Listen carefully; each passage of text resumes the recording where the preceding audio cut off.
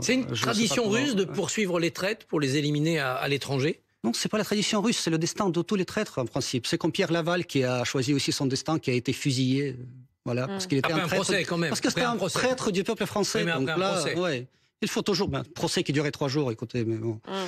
On peut s'opposer encore librement à Vladimir Poutine en Russie? Mais si c'est dans le cadre de la loi, bien sûr. Donc nous avons notre Parlement. Mais la loi justement semble empêcher toute liberté d'expression. Pourquoi?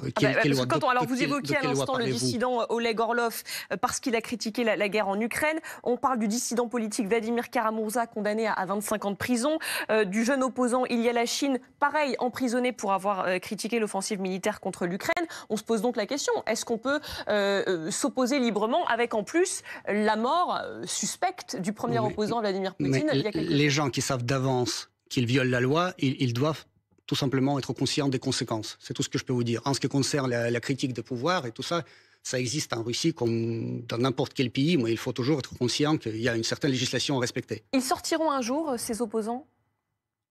Mais bon, ils sortiront parce que ça dépend de... Voilà, ils sont en prison après que leur emprisonnement sera terminé, ils sortiront. Mais je ne sais pas pourquoi ça vous préoccupe à tel point.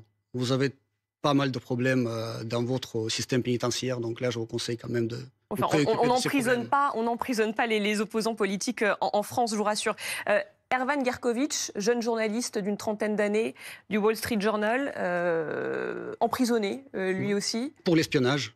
Il faisait un reportage sur Wagner. Non, il effectuait des activités d'espionnage. Et donc là, il était aussi conscient de ce qu'il faisait. Donc là, il a été attrapé en flagrant délit.